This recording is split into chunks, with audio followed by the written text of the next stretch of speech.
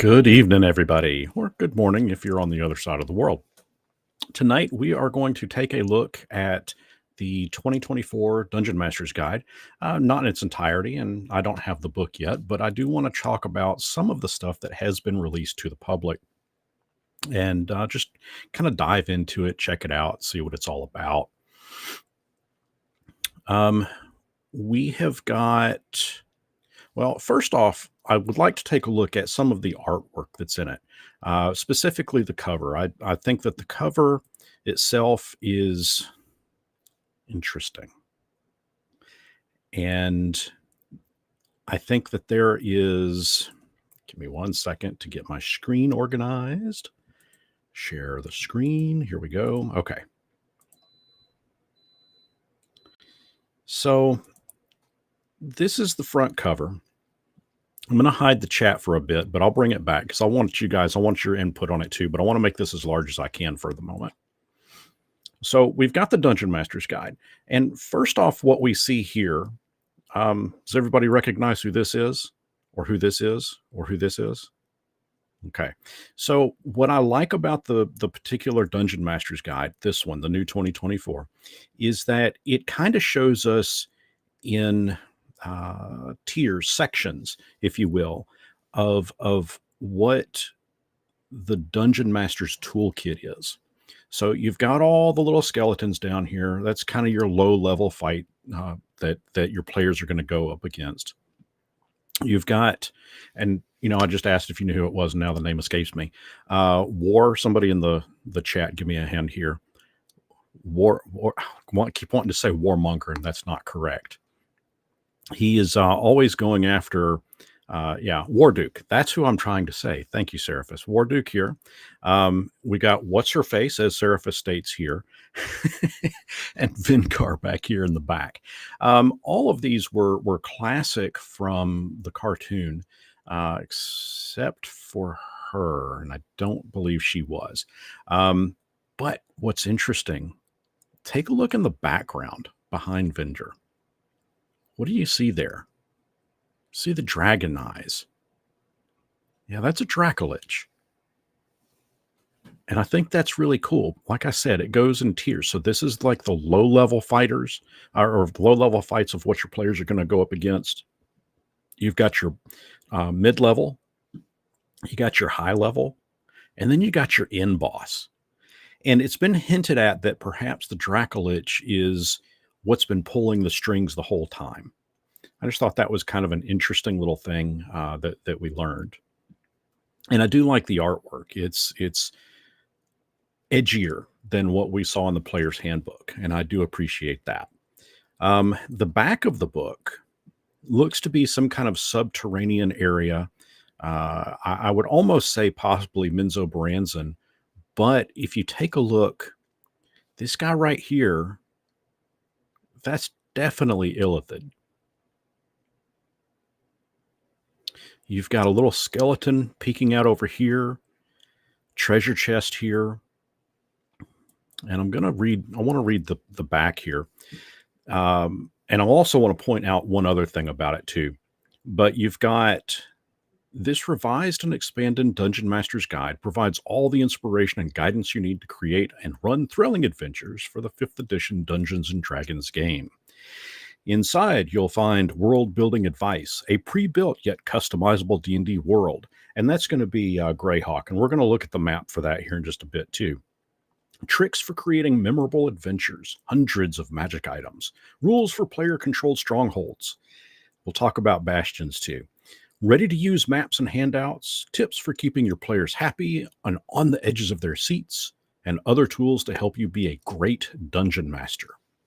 Now, the other thing that I wanted to point out about this is the price. Again, you'll note that it is $49.99 US. I like that. Barring other countries aside, the shipping tariffs and all of that, and conversion rates, I get that. But for a new book that is thicker, I think it's going to have 360 something pages. It is a damn good price for $50, in my opinion. It's the same price as what we saw with the player's handbook, $50. So I think it's safe to assume that the monster manual is also going to be $50. And hey, it's a great introductory price. Get them cheap, and you got them hooked. Figuratively speaking, there. Then you also have the Dungeon Master's Guide. This is the collector's edition. Spider, almost want to say loft, but it has that short of the female face on a spider body. It almost has that Lord of the Rings feel to it. Where oh gosh, is it Sheba? Is that who it was? The spider that wrapped up the hobbits. It's been so long since I've read the book, and it's been even longer since I've seen the movie. Reverse that. It's been so long since I've seen the movie, and much longer since I've read the book. And then the back of the Dungeon Master's Guide is this. It's again, I'm going to go out on a limb and assume that this is all foily, shiny. And again, price $49.99, which is something that you can get at your local friendly neighborhood game store. Jumping back to the front cover, as Seraphis here points out, you've got minions, which would be the skeletal guys, sub-lieutenants, these guys, the mini-boss, yep, and the big bad evil guy. And I think that's a great way to look at that. And I think that's exactly what the intent there was. Okay. So I want to show y'all, I'm going to share with you, this is one of the first things that really excited me. First off, this is some artwork. It states that this is a mysterious carriage bringing the vampire Strahd von Zarovich out from Castle Ravenloft. And of course, we've got the castle here. We've got two nightmarish horses, red glowing eyes, driver. One can only assume that vampires in the carriage itself. Neat artwork, darker artwork. It's certainly much darker than what we saw in the player's handbook. But this is a sneak peek of chapter 4, pages 104, 105. And of course, right here, it does state, which is actually right behind me. Let's see if I can hide myself for a second. There we go. It states that text and images are not final. So some information could change, but I've got it on pretty good source that what we see is what's going to be in the final. Shelob, thank you. That was the spider's name. So chapter 4 is all about creating adventures. And what I like about it is it provides a step-by-step. And by the way, these are, I'm in the free and clear to show these images because this is stuff that Wizards has actually released for folks to show and talk about. But you've got a step-by-step adventures. And I really like this beginning page of chapter 4. It starts out by to create an adventure. And again, keep in mind, this is all toolkit for the Dungeon Master. But it starts out with lay out the premise. You want to determine the situation, the conflict, stuff that's going to underscore the adventure itself. It's exactly what they're saying here. Also think about the adventure setting and what is unique and fun about it. And I like that it's in past editions of the Dungeon Master's Guide. It's never specifically told you exactly step by step how to create an adventure. It just says it in the past it has kind of recommended to just throw your characters together and go from there. I like what this new one is. It's showing you step by step what to do. So step 2 is draw in the players. Think about how the characters will get drawn into the situations you've established. Consider how the adventure might tie in with the character's goals. Again, that makes sense. Step 3 is to plan encounters. How does the adventure play out? What are you going to throw at the players? What challenges are you going to have? And then step 4 would be to bring it to an end. How do you expect the adventure? How would you expect the adventure to end? Um, think about possible endings as well as rewards for the characters, and then the layout, the premise, and then it kind of goes into the like step ones, and it elaborates what they mean. And what the example that this provides here is, think about a TV show, and I'll use Walking Dead as the example. The premise is undead have come back to life. Walkers have have risen, and it's about a group that is trying to survive the apocalypse. That's the overall premise. And it even states here, like, comic series and serialized TV dramas are particularly good comparisons because of the way individual adventures are limited in scope but blend together to some degree to create a larger narrative. If an adventure is and this is real important, and I really like the way they describe this. If an adventure is a single episode or season of a series, a campaign is the series as a whole. And we'll talk about campaigns in just a second too, because that's chapter 5. But then it goes on to state that you might find it helpful to think about an adventure not as a narrative that arcs from beginning to end with little chance for deviation, but more in terms of situations that you are presenting to the characters. The adventure unfolds organically from the player's responses to the situations you present. And what this chapter is going to explain is that if you were to create, again, say, for example, Walking Dead, that's going to be your scenario for your D&D campaign. You know that there's going to be a big bad evil guy, the governor. There's going to be another big bad evil guy, Negan. And you think that one of them might have a chance at being redeemed. Okay.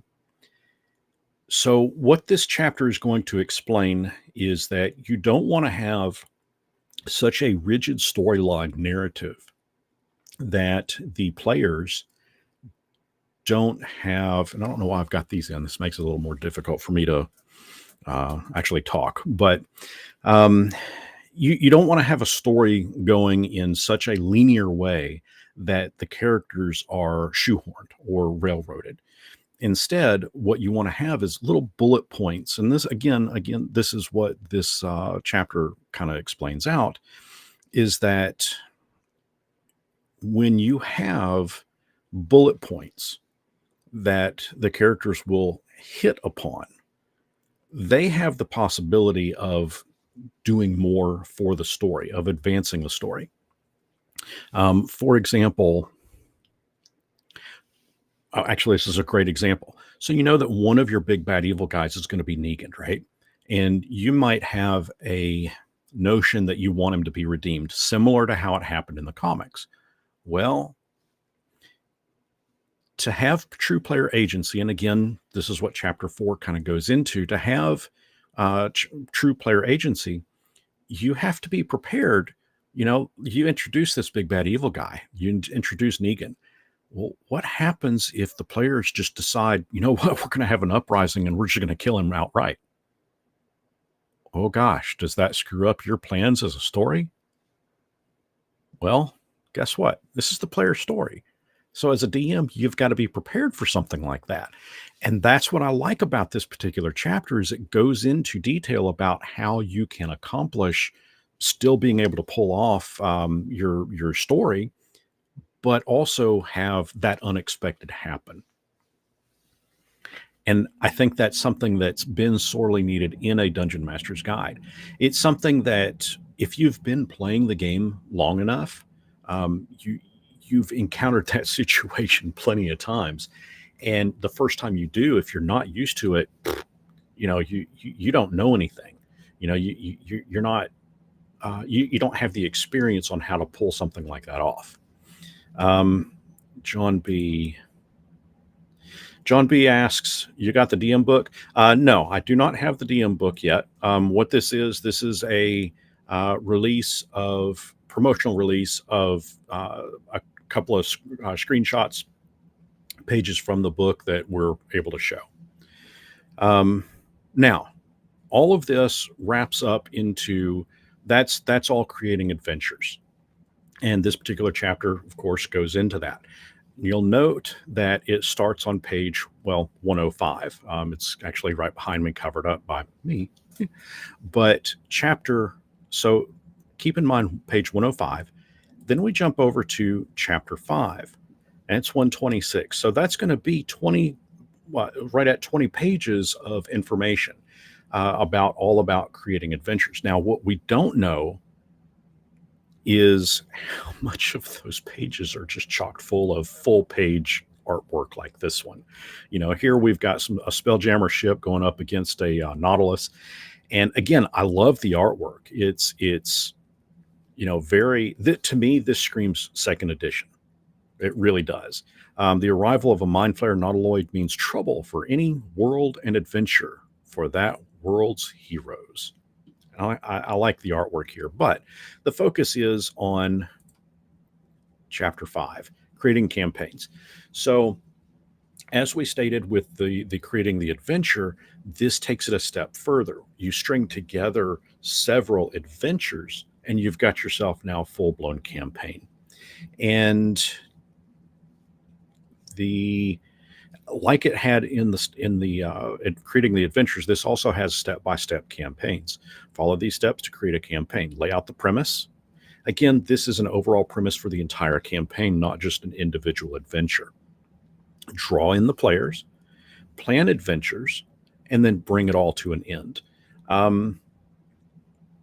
Campaign journal, it talks about at the start of any campaign, there is a buzz of excitement as you and your players look forward to creating new worlds together, one full of adventure and promise.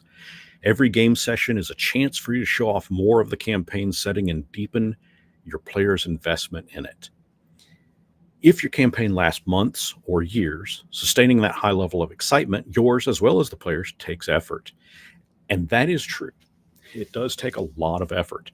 Malarkey says, that art reminds me of promotional art for a sci-fi movie. I dig it. Yeah, it does. It really does. I would, you know what?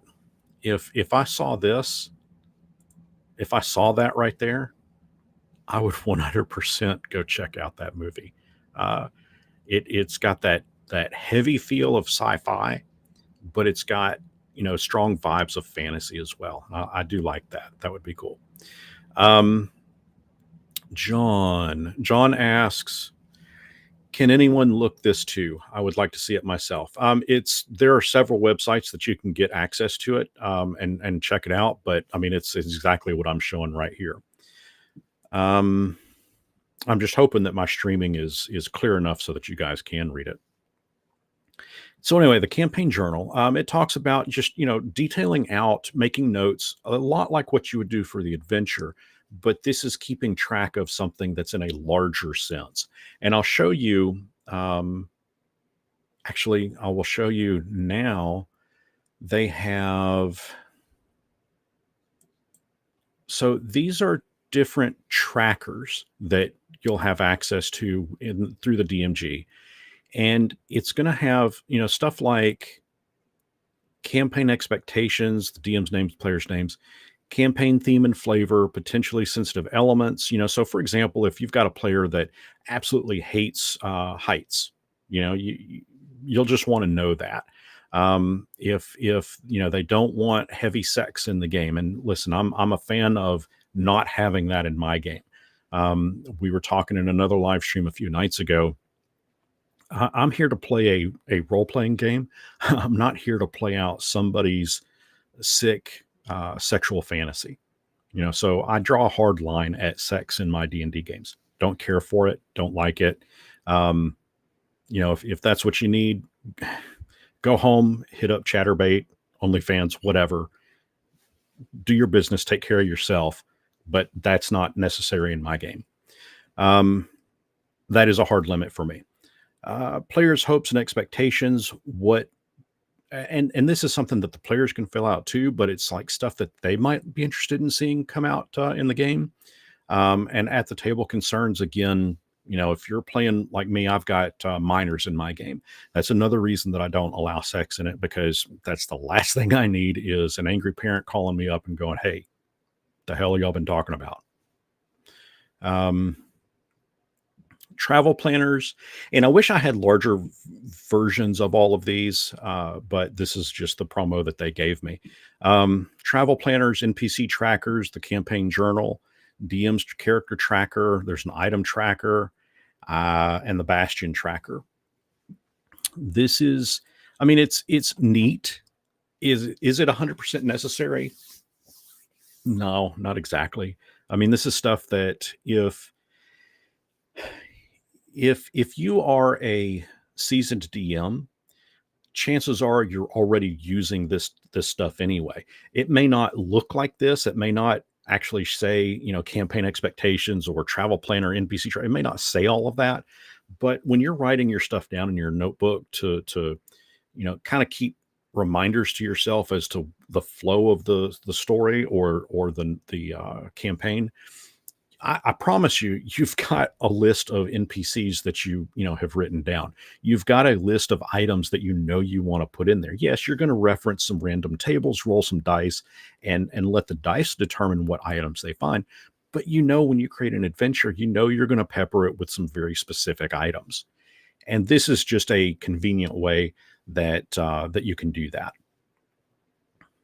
This is one, and I actually, let me do it this way.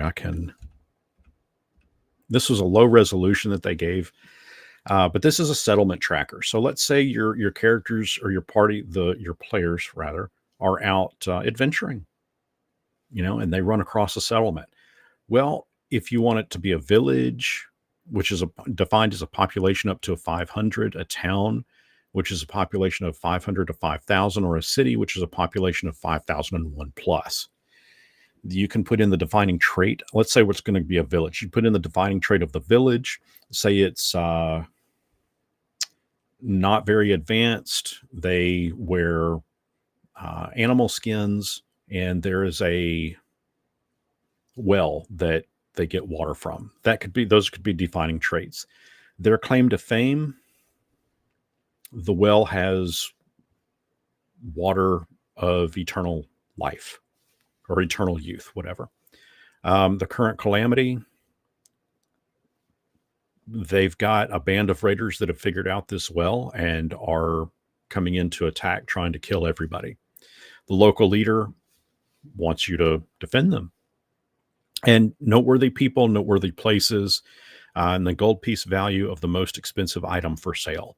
So again, it's just basic information. And if you are a seasoned DM, again, when you're making all of your notes, you probably are already using some of the elements from this.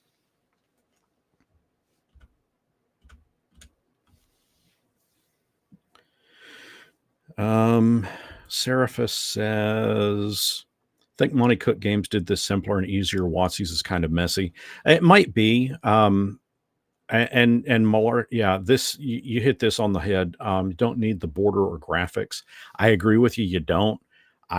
I wouldn't use it. And I'll be honest with you, I'm never going to actually use these trackers from the book itself anyway. What I'll probably do is I'll break out my notebook. There's a couple of things in here that I like from looking at these, from looking these over. There's a few things that I will add to my own, but it's going to be a notebook that I write. I mean, it's just a loose leaf piece, a notebook of paper.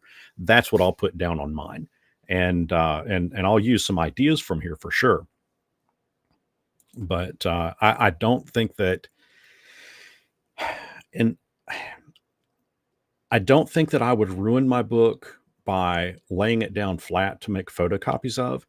But I'll be honest with you, it would not surprise me if WotC didn't provide this stuff for free, or for that matter, I'm sure, give it a week, give it, hell, even 24 hours. And I promise you, once this book is released, there's going to be so many custom made campaign expectations, travel planners, NPC trackers. There's going to be so many out there of people that are making these things homebrew and just distributing them for free.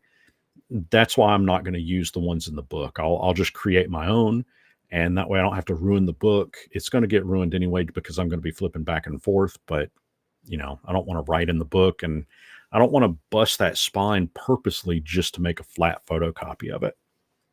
Of course, if you get in the digital version, you'll have PDF of it anyway. Um, I hinted at this earlier. Greyhawk. So I'll try to zoom in on this as best I can. There are different areas, but this is the Yaddle Mountains. This is probably where a good majority of the original adventures took place. In fact, we just saw in Quest Beyond the Infinite Staircase, we saw one of them take place in here. Does anybody remember the name of that one? 10 bonus points to the first person in chat that can say that. Pop in here so y'all can see who the first person is. But yeah, so we've got the entirety of Greyhawk is going to be included in the Dungeon Master's Guide. However, we did learn from the everything you wanted to know about the Dungeon Master's Guide video from Wizards of the Coast a couple of days ago that it is going to be less of a campaign setting location and more of a this is Greyhawk, a sandbox for you.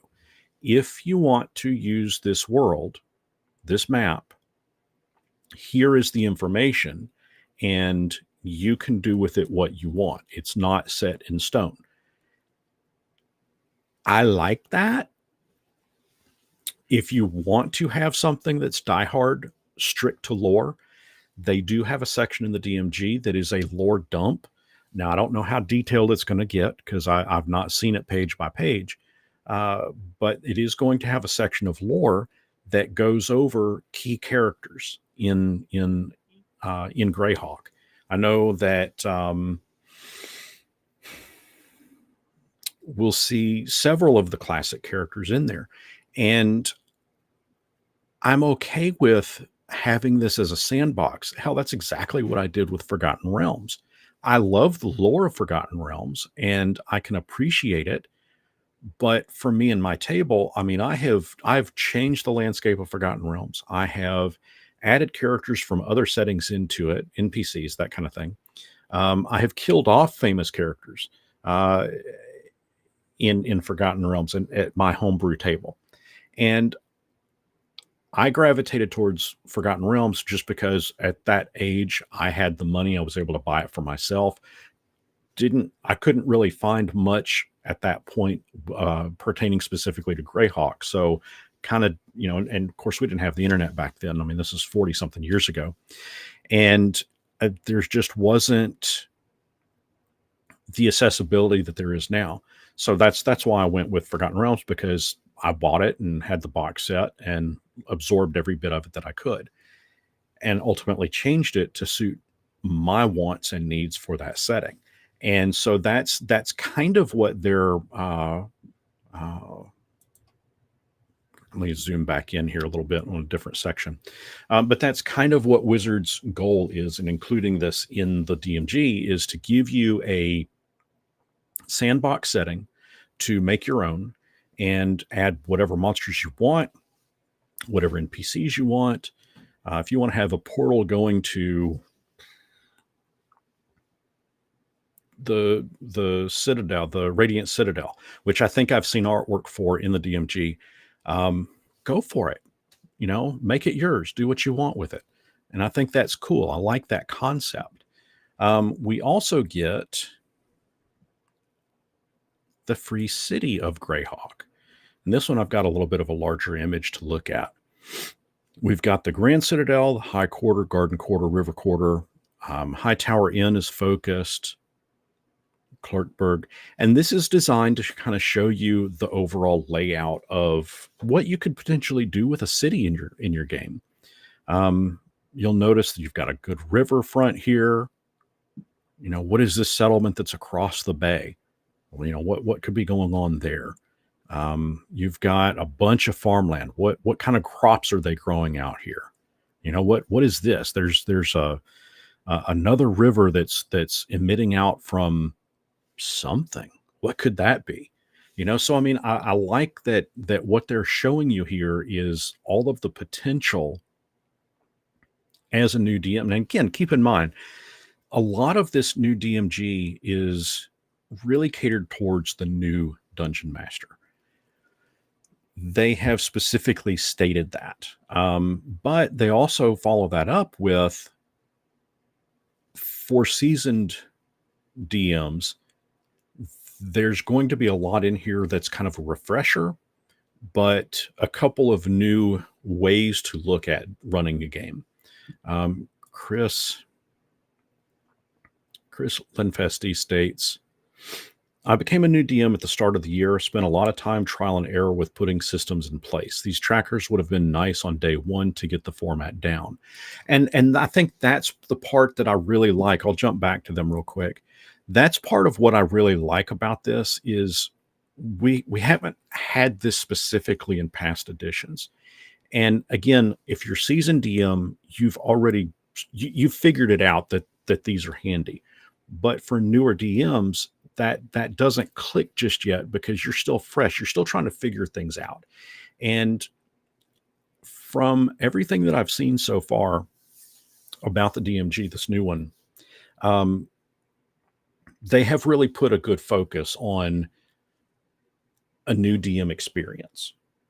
And I am anxious to get anxious. I'm not worried. I am, what's the right term? I am excited to get my hands on the DMG, to really sink my teeth into it and see exactly how friendly it is to a new DM. Because guys, let's face it, if you're an experienced DM, you don't need the book. You really don't. I mean, I want it because I enjoy the game. I enjoy Dungeons and Dragons, and I'd like to add it to my collection. And I know that there's going to be stuff in it that I will enjoy checking out. I want to touch on something here Seraphis has stated. I'll be honest, dislike them telling people to redesign an existing setting. They messed up Forgotten Realms Toral doing that in 2014. I would say they'll do that with Greyhawk. Then he continues, but apparently Forgotten Realms is still what they're going back to because screw Ed Greenwood, to an extent. And what they're doing, and I'll highlight this comment back, that they messed up Forgotten Realms Toral doing that in 2014. So they're not telling people to redesign an existing setting. But they kind of are at the same. They kind of are, but they're kind of not. What they're doing is with Greyhawk, they're presenting the information to you. And again, it's not going to be the full blown, campaign setting. We're not going to get a campaign setting in the Dungeon Master's Guide, but rather they're giving you a little bit of lore dump and of course a very detailed map. You can use it as it has always been, how it has always existed. Or if you choose, you can use it as a sandbox. So you could use it either way. So you could use it as it has always historically been. Of course, if you do that, you'll probably need to go back to, the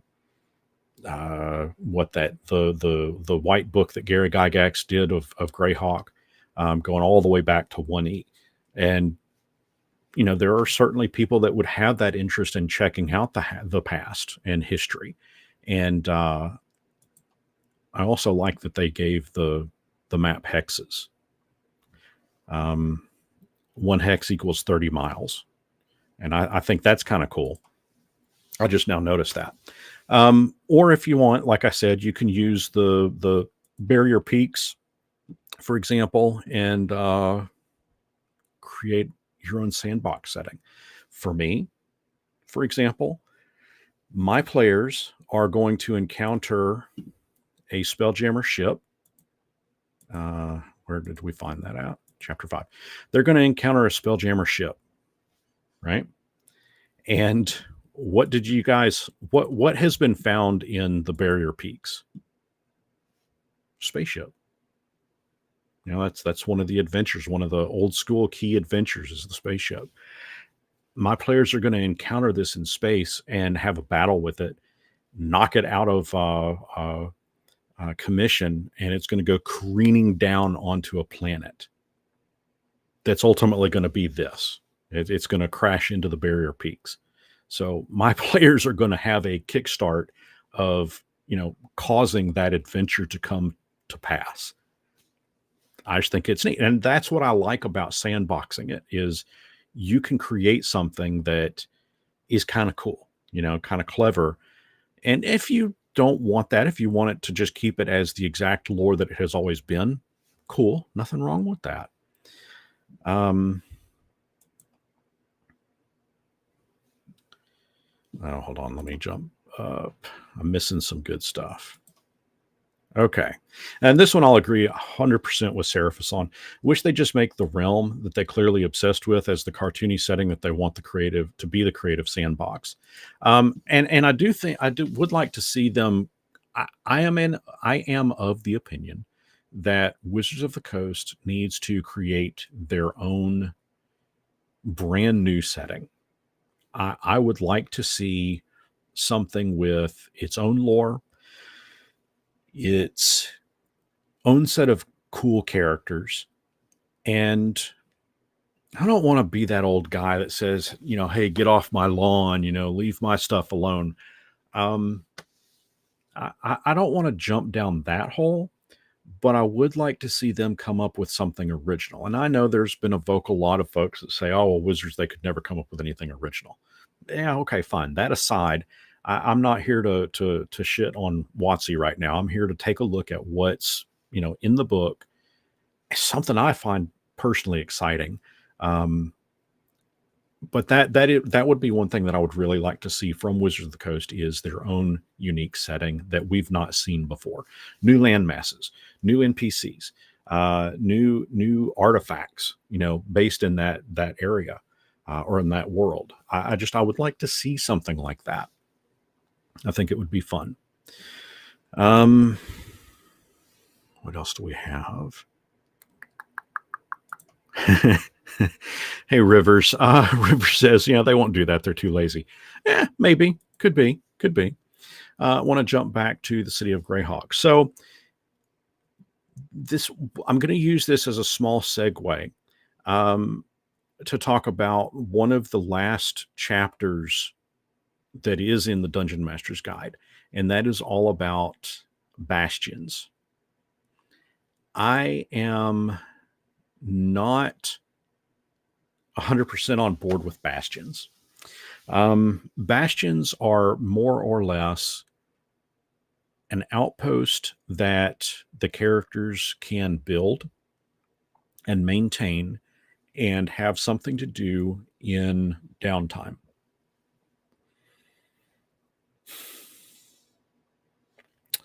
If you're the DM, you can absolutely have in-game time revolve around bastions as well. Um, I I'm not a fan of it because I don't particularly find it that exciting of role playing out. I'm going to go to the market, I'm going to sell some goods, and I'm going to buy some lumber. I'm going to take that lumber back. Now, that's player A. Player B is, well, I'm going to go talk to the dwarves and see what they can do about mining some really cool rock for us to use as a floor for the kitchen. I mean, I don't see me and my table or any player for that matter role playing that aspect out. I know there's a lot more to it. I haven't seen the rule set as we're going to see it in the DMG. I have seen the playtest version of it that came out about a year ago or so. I I I understand that there is going to be bastion turns. So as you're out adventuring, as you're running through the adventure, every now and again the DM can go, okay, so after a long rest, it's been 24 hours, your bastion now gets a turn. What are y'all going to have the bastion do? And this could be where the players will say something like, well, okay, we're going to have our the people that are maintaining it while we're out adventuring, they're going to go out and sell goods at the marketplace. They're going to grow vegetables. They're going to tend to the livestock, that kind of stuff. Oh, all of a sudden there's a big, an attempt to infiltrate the bastion by a group of bad guys, group of bandits. What do you do? oh, well, we're 200 miles away out adventuring. There's not much that we can do, but we'll, and this part's not very clear, we'll send orders to have our people that are living in the bastion defend it. I don't know. It just sounds like a slog to me. Um, Again, I'm familiar with what came out about a year ago with bastions, and I wasn't incredibly excited for it then. I My mind hasn't changed in the year that it's been out. We've tried using it. I mean, I can remember in years past before bastions were ever even thought of, second edition, third edition. My players would amass a crap ton of gold and want to purchase and build, either purchase a castle or slay the king and take over his castle, or build one from the ground up. And it was just not fun to try to role play that kind of stuff of a day to day life in a castle. It just wasn't fun for me. Um, Now, I'll fully admit, I it very well could have been my fault that I just wasn't excited about it. I don't know. I want to put the chat back up. I'm gonna leave the map going in the background. I think it's kind of cool, but I want the chat to come up. Uh, hey, Bear. Hey there. Hi there. Over there. How are you doing this evening? I hope you're feeling better, man. Heard you were not feeling too good today. But yeah, I mean, I fully admit that maybe I just wasn't very good at running castle building. Um, I certainly designed my fair share of castles for the players to explore and check out as they adventured. But as far as them running a day to day experience in a castle, I never found it very interesting. What do we have here? Oh, let me stop sharing my screen for the moment. There we go. Um, oh, yeah. Hey, Bear wants to join in. So let me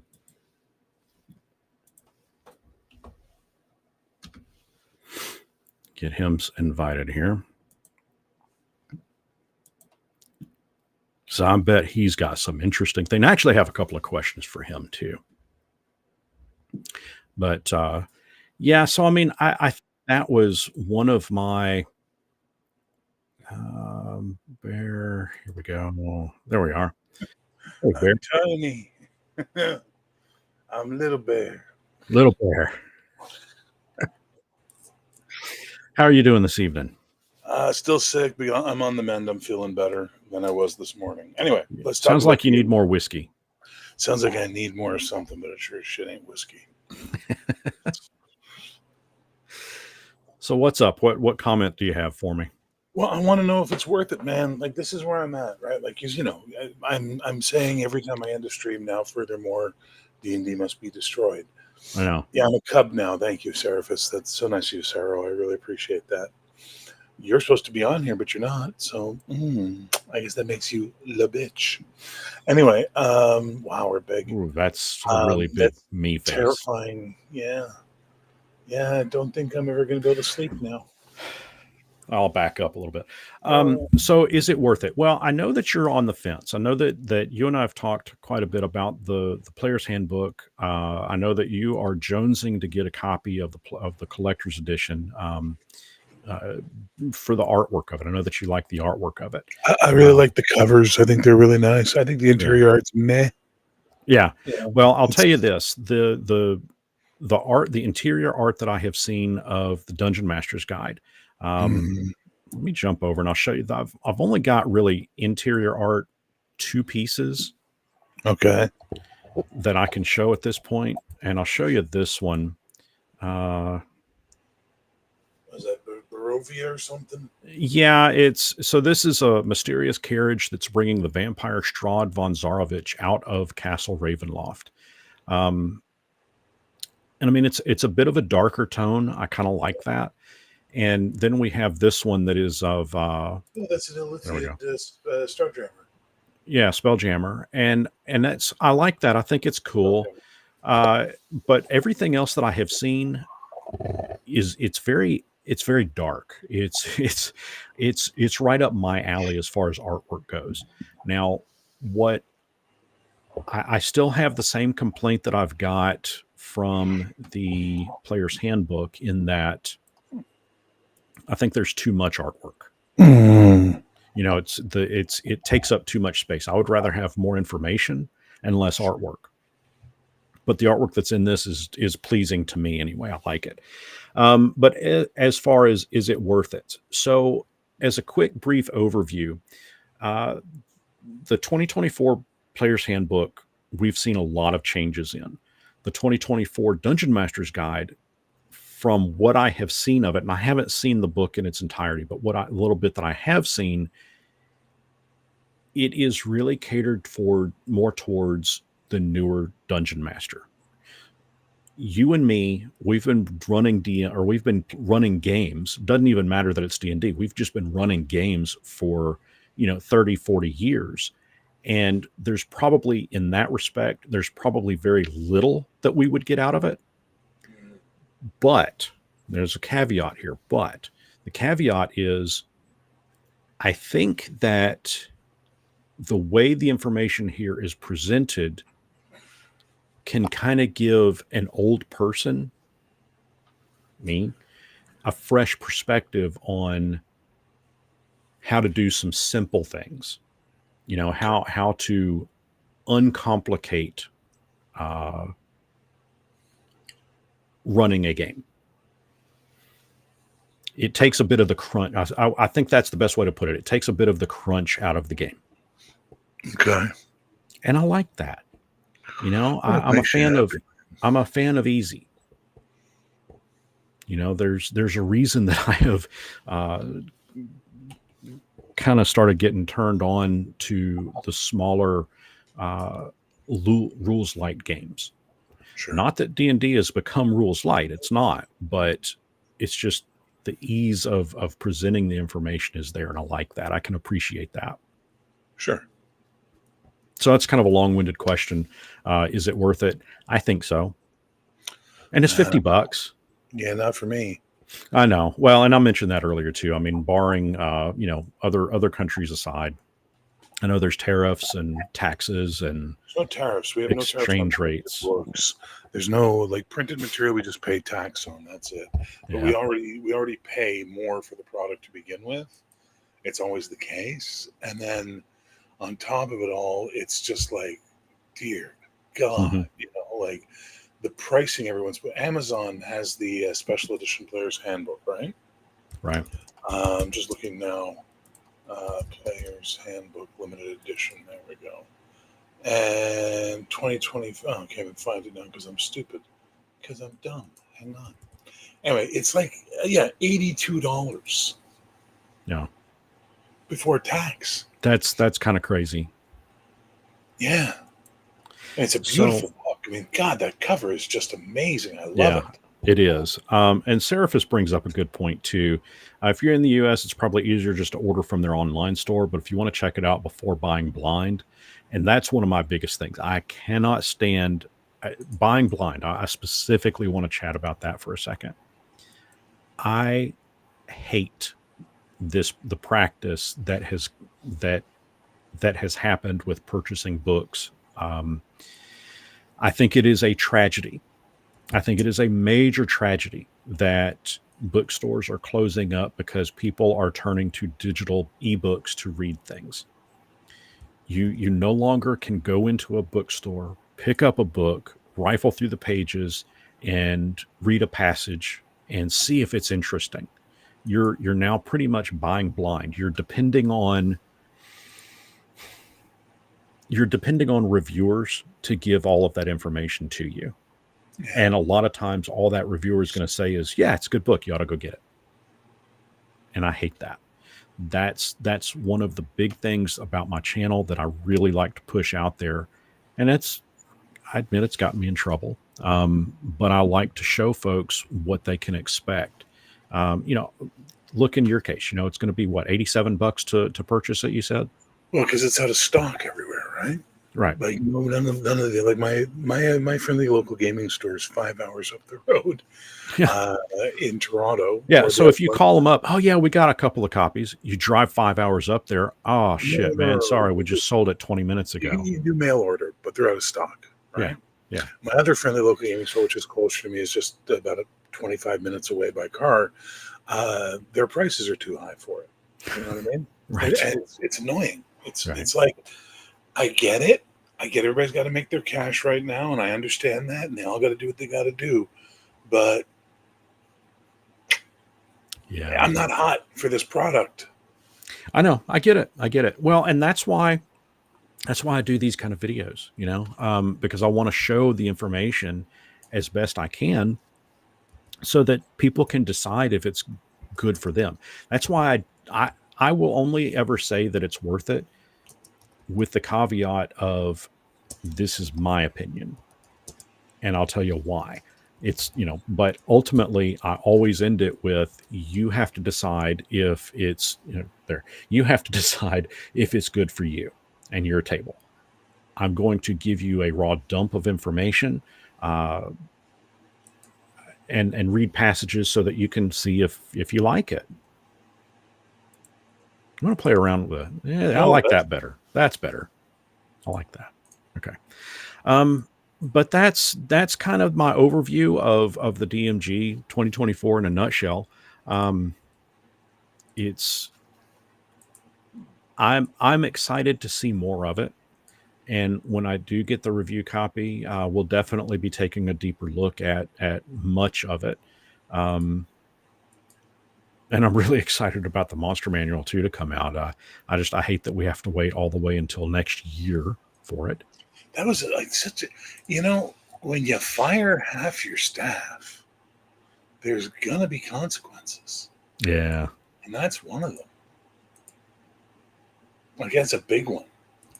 Well, But okay, look, first of all, let's wrestle the 800-pound gorilla in the room that isn't me. They could easily have made a 400-page core rule book like everybody else in publishing and gaming does, other than people doing D&D stuff, and have it be like the rules cyclopedia from the days of yore, oh, wow, and have yeah. everything you needed in it in one book, one buy-in. There you go. Hey, now here's a monster manual that has more monsters. Hey, here's a Dungeon Master's guide that's got more stuff. Right. You don't need it because you got this one book. But no, they're greedy. But do you attribute that? I don't know that I could necessarily attribute that specifically to Wizards of the Coast, because I mean that goes all the way back to TSR days. Yeah, it's a tradition. I get Oh, yeah, that it's tradition. a tradition, but Yeah. it's a tradition that's out. Look, once upon a time, THACO was a tradition. Different XP tables for classes were traditions. Yeah. Races class was a tradition.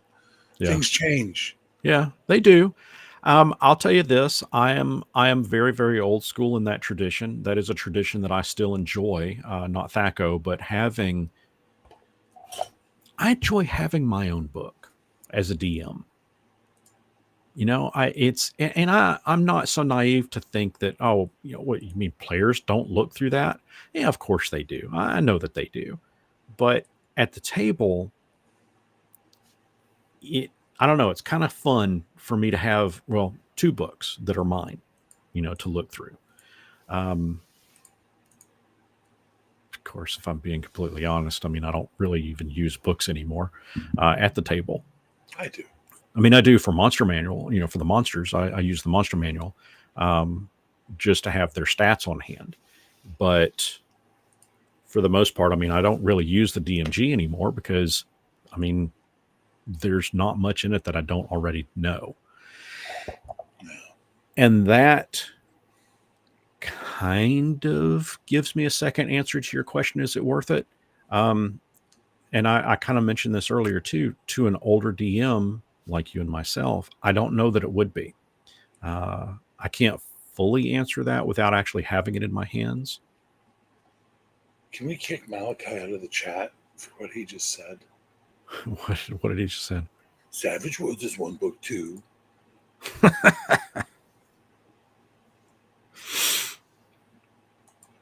Dad, no one wants to hear stupid Vietnam stories. So Light Fighter Gaming states, Another YouTuber thought it probably has more to do with physical quarters, which is probably correct. Possibly. Um, I I don't think I could dismiss that. I'm sure that them having the Player's Handbook and Dungeon Master's Guide come out in the hind part of third quarter and mid. Well, actually, I guess they both were third last quarter, weren't they, of this fiscal year? And then having a monster manual, which is going to be a strong opening for a first quarter. Yeah, it was probably deliberate. Probably deliberate. I don't know which is better. I'm not an economist, so I couldn't tell you which would have been better. But would you rather have a strong December in sales and by having all three books come out at that point, or is it better to have a stronger first quarter? Yeah. I don't know. I have to address Cypher and Cypherus. That's what I'm calling him from now on. Cypherus. It's no longer Seraphis. It's Cypherus. Cyphers. Cypher sucks. Numenera sucks. I don't know. I'm looking through it. You would. You would take his side. No, I'm not taking sides, but I have to look at it because it was sent to me, and I got to look at it. Who sent you, Sarah? Who sent you Cypher? They did. Money Cook Games.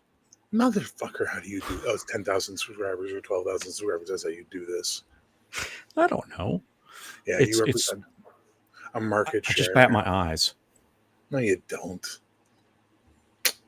No, send me two. Honestly, I just sent an email. That's it. I mean, that's what it was. I sent an email and said, "Hey, I'd like to check it out," and they said, "Okay." Plus, you're in the States. They don't like sending books to Canada. A lot of them, maybe not, because they have to pay extra shipping. Yeah. So, guys, it's been an hour. That's kind of my assessment of this. I'm going to start kind of wrapping things up a little bit, Bear. When are you going to run a D&D 2024 game that I can play in so we can find out how good it is? Well, like I mentioned, I think in a past chat with you, no, you had left. No, so what I want to do is wait for all three core books to come out. And I was talking to Seraphis about this. It's going to be a challenge for me because I want to run it true to 5.5. And I'm going to officially state that's what I'm going to refer to this as is 5.5. It's not 2024 edition. It's 5.5. Why not call it 24, 25?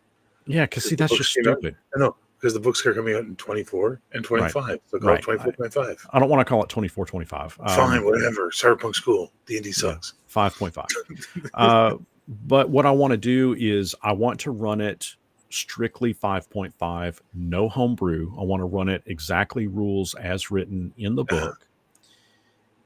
And that's going to be a challenge. Why? That's going to be a big challenge for me. Because ever since Forgotten Realms, when that box set came out and I bought it, I have been homebrewing the hell out of D&D ever since. Talking about the 1E gray box? Yeah. Still have it on my shelf. Yeah, it's awesome. It's as good as the Grey Hawk Gold box because, like the Grey Hawk Gold box, it wasn't over fucking developed. Right. There was enough information in there for you to get your appetite whetted, but there was enough lacking that it made you crave more, and it was like, well, I'll just make it up. Oh, this is the greatest thing ever. I just got to address Seraphis's little comment. I wasn't talking about your Monty Cook games, you little fucking keener. I was talking about gaming companies in general. For Christ's sake, Chaosium once charged me to send me a book. Would you mind paying the shipping? Meanwhile, Free League can't fall over themselves enough to send me stuff, Come on. Now, maybe your Monty Cook Free League sends out all kinds of PDFs. Was that? Sorry, what? Free League sends out all kinds of PDFs. Oh yeah, no, Free League loves sending. If you put a request into Free League, they'll send you something happily. Yeah. They don't ask you to pay the shipping. Right. Oh yeah, I see what you're saying. Yeah. I got you. Now, in Chaosium's credit, they've stopped doing that now. So the last couple of things I got from them, they've sent directly to me for review. But I don't know about Monty Cook games because I never asked because I don't have any goddamn interest in the Cypher system. And that's okay. That's all right. No, I would be open to learning about it.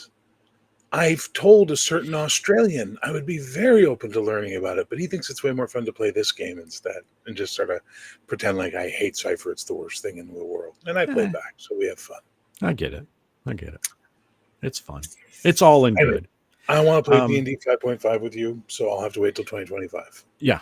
Yeah. Because I really want all 3 books. That's fair.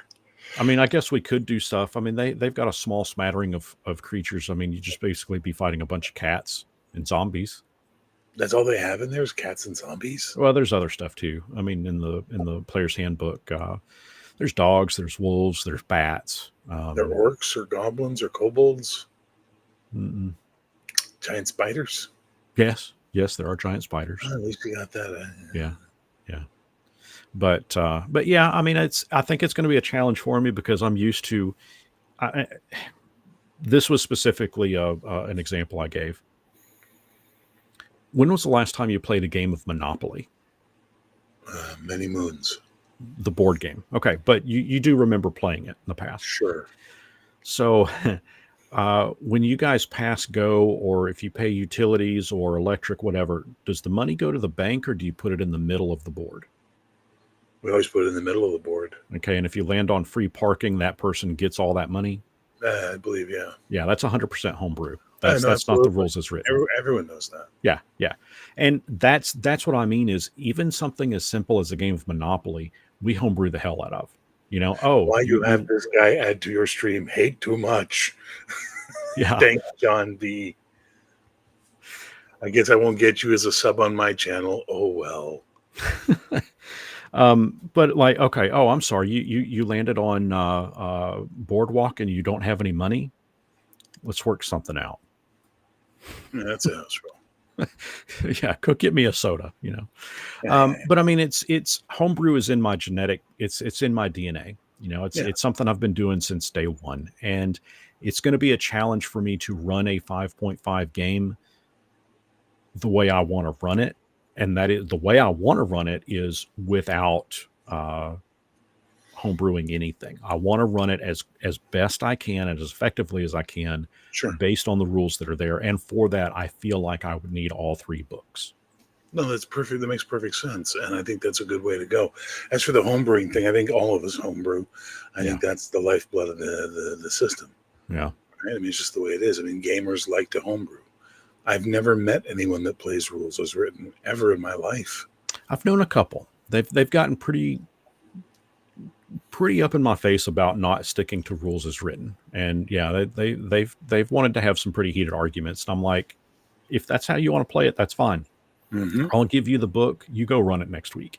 There's no wrong, bad fun. Right. There's not. You know, it's just that's not my style. That may be their style, and but ultimately they never did run the game. So I'm like, well, okay, you know, it is. Yeah. What it is. No, look, I mean, all games have their audience. All games have the people that will enjoy playing them forever, and that's the way it is. And I don't fault people for that. They're more than welcome to. But a lot of us have tastes.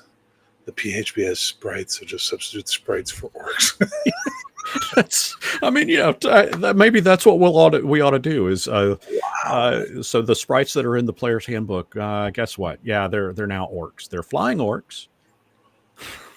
Oh my God, I like that. Sorry for yawning. I apologize.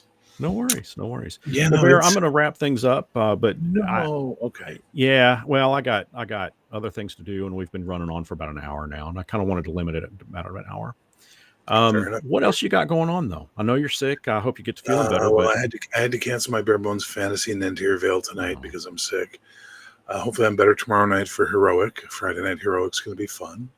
And then finally Saturday, Codex Albana makes its grand return. It's not even been played since June.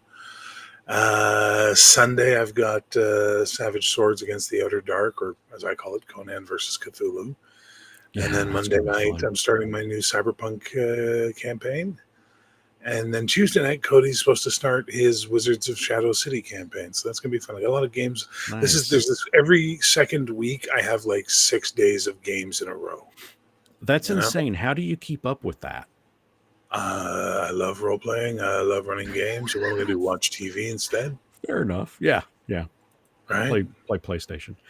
So what I want to do, I I want to. So Bear, you've done this to me a couple of times. Oh, You've had your stream end and you've had all of your folks raid mine, and that's awesome. I appreciate it. I'm going to try to share this. I'm going to share a link with everybody.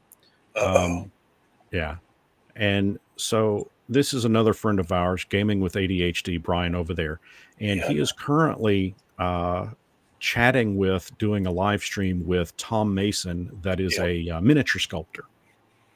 So if you're into miniatures, um, go raid that channel next. And yeah, I absolutely. just posted that. And for everybody else, I appreciate you checking us out. When you do, if you do decide to jump over to ADHD's or Gaming with ADHD's channel, let them know that you're rating from GameMasters. And until next our paths cross, guys, I hope everybody enjoyed the video tonight or this live stream. I hope that you found some interesting information from the Dungeon Master's Guide. And short of that, until next our paths cross, may you not run into a Dracolit